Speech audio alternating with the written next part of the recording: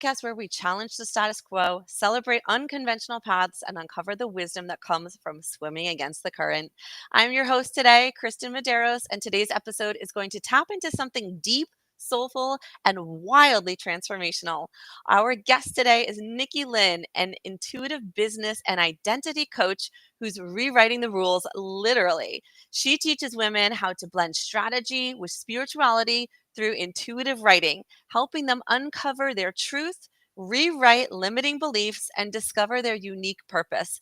Her journey is raw and real, from bedrest and burnout to corporate gigs, motherhood, spiritual awakenings, and now helping other women listen to the voice that actually knows best, their own. Nikki, welcome to Flying Upstream. Thank you. Thank you for having me. I'm excited for today. So, Nikki, let's take it back to 2018. You were on bedrest, and that's where the writing started. Can you tell us what that moment was like for you and how it ended up changing your entire life? Yeah. So 2018, I was hit with an ankle surgery that I was not anticipating having. By that time, I had been in the corporate world for, oh gosh, 17, 18, 19, 20, 20, like 6 years at that time. And, I didn't hate what I did, but I didn't love it either. But I had this issue with my ankle and it needed to get fixed because after a certain amount of hours, I couldn't stand anymore. Like I couldn't walk and do my job. So I'll not go into all of those details, but long story short, I had to get ankle surgery. And so when I got ankle surgery, I was forced onto bed rest for like 6 to 8 weeks, depending on the healing. And when I was sitting there doing nothing out of work, I remember thinking, like, first I was like, oh my God, I'm so bored. Like, let me go do something. And then I found myself asking this question, and I was like, what's something that you've been wanting to do that you've been putting off? And when I was younger, I used to do a lot of writing. And so I was like, I just have to sit here, right? So I'm in bed and I had my boyfriend at the time, who's now my husband. I was like, bring me like a notebook, please. So he brought me my notebook and I started writing poetry. Again, I should say. So I started writing poetry again. And from that, I was like, you know what? I want to share this. Like, I want to share some of these deep thoughts. I want to share, like, I would write about like addiction and abandonment and things like that. And so then I started sharing it onto the internet in 2018 and started like the first brand that way. And then what I realized in that moment was like that writing, like, it was like a purging, right? Like it had let me release a lot of these things that I had thought I had let go of. But then it also like gave me the opportunity to really reconnect with myself and like what I wanted and who I was internally. And so yeah, I'm super grateful for my ankle surgery. So that's actually like what kickstarted this whole thing. And I remember thinking, like, I don't even want to go back to work. Like I just want to write forever. But I Oh, wasn't an wow. overnight millionaire, so I did have to go back to work for the time being. It's so interesting how writing was that first breadcrumb. And then later, in later years, you had what you now see as a spiritual awakening. So Yes. where you started diving into energy, frequency, intuition, how did that shift your relationship with writing? So I went on a retreat. It was 2 or 3 years after my ankle surgery. I went on a retreat. And at the time, I was very into storytelling and like email marketing and things like that, but nothing spiritual about it. Just, you need to share your stories. So, anyways, I go on this retreat and I end up having like my first spiritual awakening. And what I did from there is what I was able to recognize actually was how storytelling and writing in a place of healing and in a place of like, uncovering like your truth and your journey paralleled right into, the spiritual awakening, because a spiritual awakening is like being cracked open like a coconut. Like you can't go back once it happens. And so then I realized, like, bridging the two together, that I had always done something that I called intuitive writing, but I didn't know what it was at the time. I didn't know it had a name.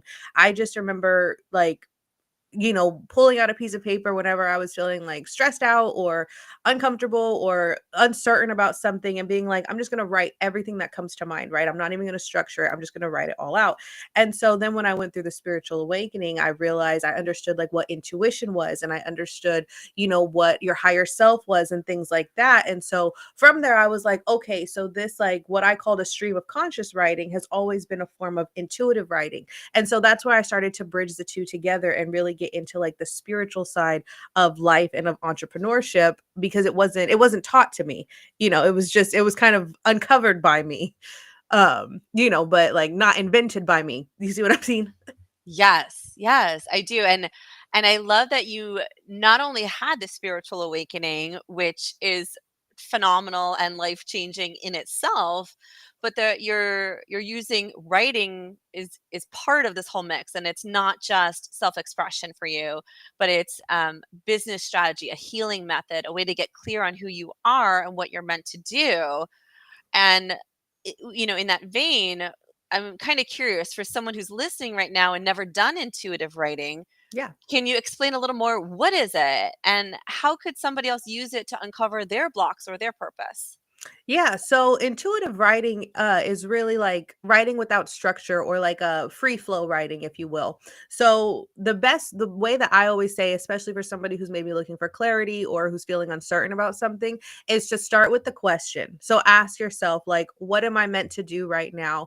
Or why am I feeling blocked in XYZ, right? Why do I feel resistance in XYZ? And then at least 10 minutes, set a timer if you want, but at least 10 minutes, start answering that question. What's going to happen is you're going to consciously answer the question at first. You're going to be like, well, I feel blocked because I don't have enough time to do what I want to do. Right. But as you continue to write without thinking about it, you're going to see what's coming up underneath the surface. And this is where the intuitive writing comes in. So as you keep going, you're going to be forced to like bring up these underlying thoughts and these underlying beliefs. And then you can see on paper what's actually happening. Once you see on paper what's actually happening, then you get to rewrite it. Right. And then you're like, okay, this is what's going on beneath the surface. This is like the beliefs that I'm having that I didn't even know I was having. And then you get to pick them out, and you could be like, actually, I don't want to do that anymore, or I don't resonate with that belief anymore. And you get to go and you get to change it. That's phenomenal. I'm a little curious how that works. So what would be like a good prompt? So would it just be a question that you're wondering, or is there anything that you may offer to somebody who's just starting out? So for somebody who's just starting out, let's say, most of the time when people are just starting out, it's because they have like a little bit of uncertainty, or they're unclear on the direction they want to go, right? They're kind of like, what is my purpose right now? And so that's always a question that I love to start out with, is like, what is my purpose right now? Or what am I meant to be doing right now? Right. And then that allows you to kind of see like what it is you're supposed to do. And then as far as getting into like rewriting the beliefs or rewiring the beliefs, then you could ask yourself, like, what is stopping me from achieving whatever that purpose is, right? Or you can ask yourself, why do I feel resistance um when it comes to living life on my own terms? Or who am I still trying to impress? You see? And then these are all different ways to get started, just to really uncover like the right now, and then what's blocking you from Mhm. doing what it is you're supposed to be doing right now. But that's Wow. usually, like, how I tell people to get started, is like, but figure out what right now is. If you stripped away all expectations and all, thoughts of, "I need to be good at this and I need to be good at that," what would you do right now?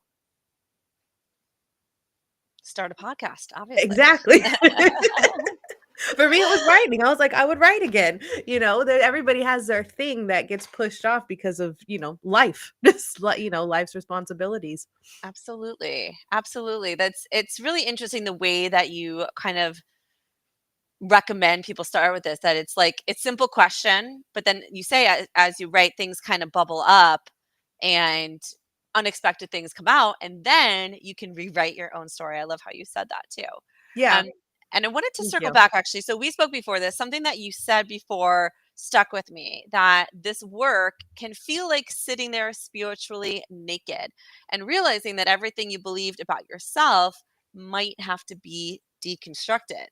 Can you talk about that and maybe a moment you've had where the ego voice versus the intuition and how we know which one we're actually listening to? Yeah. So one of the spiritually naked, I love that. But one of the things that comes up, right? So we have a goal. Let's use business as an example. You have a desire to maybe start a social media page for your business, right? And you can see this big vision and you can see, I know for me, like, I can see the vision of my social media page. I can see the vision of my coaching practice, right? And so the intuitive voice will tell me to work hard at it and to show up every day and to be authentic and all of these things, right? And so that's what we listen to, but then the limiting beliefs come in, and I always call that the ego voice. And that's the voice of, well, maybe you're not that qualified to do that, or you need to listen to this expert first, or you need to go and find answers from somebody else who's done it before, right? And so we buy into that. We buy into the ego voice because we've been conditioned to listen to that voice our whole lives, really. And it's either beliefs that we have about ourselves or beliefs that have been passed down, right? If you use the example of, like, if your parents always told you, like, you need to go to college and get a good job and get a degree and make money, well, then you're going to have a conflicting belief if you try entrepreneurship, because you're going to be like, this goes against what was, raised on and what I was told. So then that ego voice is going to come in, and it doesn't mean any harm. But it comes in to, like, say, like, hey, this is actually a little bit risky. Like, maybe we should have a plan B. Maybe we should fall back on something else. But the ego voice is not the intuitive voice, and it's not the true desire, but we fall into it because the ego's job is to show us proof of our beliefs. And so if you have more proof of an old belief that was passed down to you, then you're going to think that the ego voice is the intuitive voice. But once you learn your intuitive voice and you see on paper what your underlying beliefs are, then you're like, hold on a second, that's an old belief. So then you show the ego new proof to enforce these new beliefs. Okay, I we got to spend some time on this and Yes. break this down. I love this because it is so powerful to recognize there are these two voices. Yeah. Ego voice is coming from your family, the culture you grew up in, maybe people who you went to school with, that part of your life. And then the intuitive voice for many people is new Right. and yeah, and breaking them apart, I have to imagine, is really difficult and really scary. And I want to latch on to what you said about showing that intuitive voice little bits of proof that that is the right direction, and that maybe not the right direction, but that you can trust that voice. Is Yes. that right? Yeah. And the ego voice can even come from old situations, right? So let's say you've been, this is what happened to me. This is what went on with me. So when I had first started writing and I, wanted to start a business with writing and things like that, it didn't really pan out the way that I wanted it to. And so I quit the business. I went back to corporate. I had 3 kids in the process. And so life just happened until I decided to relaunch the writing. And so when I relaunched it with more of like an intuitive writing approach and less of a storytelling approach, what would happen for me personally was my ego voice was always like, well, this didn't work the last time. You know what I mean? And I had more proof to myself of it failing essentially than I did of it working. And so because of that, like, the ego voice was very loud, and I had to really learn how to sit and meditate and write on what the intuitive direction was, and then take those downloads, if you will, and prove to the ego, like, why it was different, why we could trust ourselves to do it this time, why we could move forward this way this time, and feed it essentially new beliefs for it to help reinforce so that I could move forward. Yeah, that is so powerful. Gosh, and it's still hard. Even as you're sharing your experience, there's a part of me that's like getting a little anxious. I'm like, what do you mean you're not supposed to go to school and study hard and get a good job and get married and have children? Exactly. What? Exactly. I'm Yeah, the same way. I'm like, "What do you mean, like, you don't have, like, an every 2-week paycheck?" Like, it goes against the status quo, I guess. it does. It does. And it's developing a new muscle. It's learning something that is scary and hard, but being brave and having courage to do it. Yes. And maybe you will fail. Maybe it won't be what you want, but it's still building up that muscle so that when you do find what you want, you're ready for it. Exactly, and that's Yeah. exactly how I like to look at intuition as a muscle, and so, like, I always tell people, like, those silent nudges that you get, where you hear, like, "Oh, go take a drink of water right now," or, "Go, eat this instead of that today," like, that's all intuitive nudges, and so the more we listen to that, that's how you learn what your intuitive voice is, because Mm, then then you're like then you learn to obey it, and then it gets louder, and so as it gets louder, then once you learn to obey it, you learn to trust it, and it all ties back into, like, self-trust and following, like, a true inner identity versus the external identity and all the masks that we put on every day. yeah. That is truly powerful. And I know that your business journey has reflected all of this too. You've tried so many things: digital products, fitness, sales coaching, ebooks for moms, and now you're fully stepping into this new chapter, blending intuition with entrepreneurship. For the entrepreneurs listening, especially moms, what do you want them to know about pivoting, starting from zero, or rebuilding something in alignment? There's so many things. The main thing that I would say that I want them to know is, well, for one, it's never too late, and pivoting does not equate to failure. The way that I see my pivots that were intuitively led, not the ego pivots, but the way I see the pivots that were intuitively led is every pivot was just a moment to not only become closer with myself, but to become closer to, like, my purpose and what I'm meant to be doing here.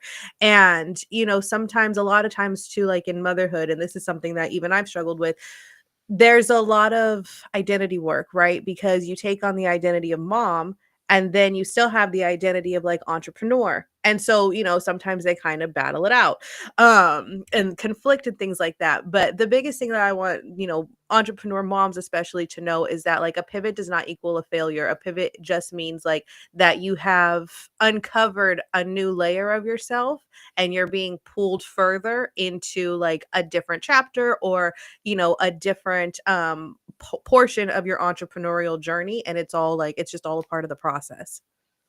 It's so beautiful. What part do you think community plays in this whole journey that you have had and for others that you work with going through this? Community is huge.